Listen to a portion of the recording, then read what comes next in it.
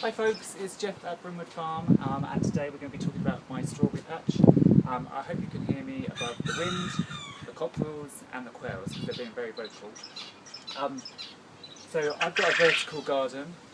It's made from an old piece of pipe cladding from when we renovated the house and we just tore it out. That you could use some guttering or individual pots, and I've also seen strawberries potted up in just tin cans put on the wall. And at this time of year, once they've fruited and they're starting to send out their runners, you want to be thinking about the crop for next year.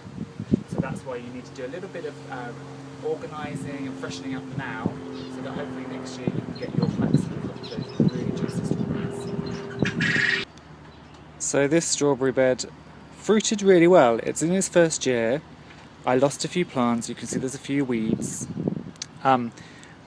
But normally where, you lose a lot of your strawberries to slugs and snails, and you have that beautiful huge strawberry that you're just waiting to pick, and then you go and pick it, and underneath, curled up inside, is a slug, and it's eaten the entire thing. So I didn't have any of that.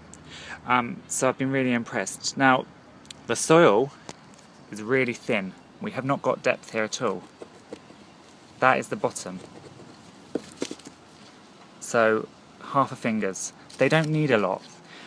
What I will be doing is that next spring I will add a little bit more compost on top of these strawberries, just to give them a bit more, and then next year I'll pull everything out and start completely over again with all fresh new compost. So what we want to do is we want to clip all of these main leaves off. We want to snip them right back so you've got the fresh new growth. You want to find some runners like this one. This is already rooted, so we'll just snip this off either side. And then I've got quite a few runners that are hanging down. So these can be lifted up, and the amazing thing about strawberries is they really don't take a lot. You can see that there's a few little root nodules there. That's all it needs. So you can either pop it in the soil and pin it down, and that will take, or you can cut this off, and as long as it's kept in moist soil, those root nodules will grow into new roots, and that will grow into a whole new fresh plant. So I'm going to clear this bed, and it will look a lot better afterwards.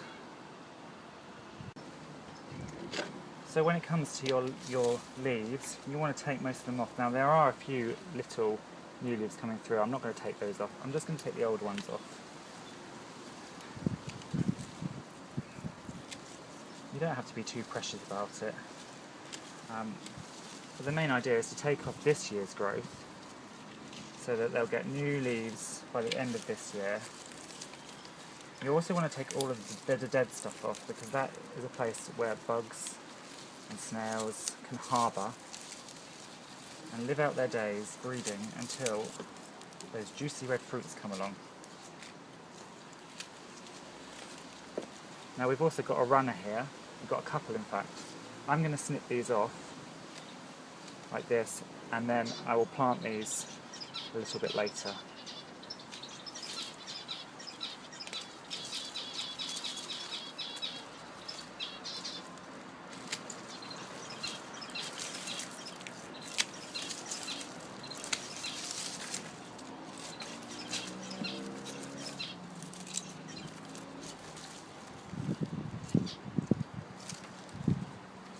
There's lots of new growth actually, which is rather nice to see. You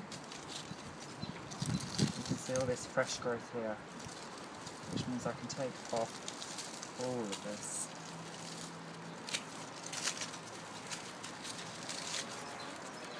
And the idea is that when this is full, it kind of acts as a bit of a green wall as well, so it will grow up and disguise this hideous old rotting fence.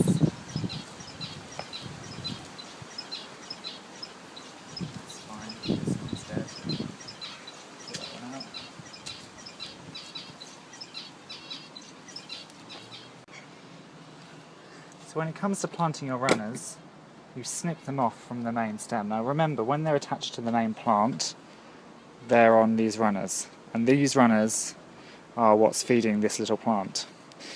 So once you've cut these off and you've cut it off from the main plant, you need to keep it moist. Now some of them, when you put them in the soil, they will develop this root system. That does not take very long to grow at all. So as long as you keep them moist, they will grow that. Alternatively, if you're worried about losing plants, leave them on the parent plant. So don't cut this runner off. Pin them down, and they'll start developing the roots. And once they've developed those roots, you can then cut it free. But I tend to just do it this way. So I just cut it off like that and drop it on the floor, which isn't helpful. Here we go. And so you end up with your little runner plant, and then just dip it in. Put a few more in, and make sure they stay watered, which in the current heat we're having in the UK at the moment, you'll need to do consistently. So there we have it. It's taken me all of 5-10 minutes, and the nice thing is, because it's a vertical garden, there's no kneeling down. I don't have to leave over, I can do it all standing up. I've cut off all the old growth. We've just got some of the newer growth from over the past few weeks. I'll keep it moist to help these little runners grow, and then hopefully we'll get a great bountiful harvest next year. So if you want to see how these strawberries get on, and I hope they get on well, as I say, they've done really well so far, just hit the subscribe button, and we can follow the progress through to next year. See you guys soon. Enjoy the weather. Bye.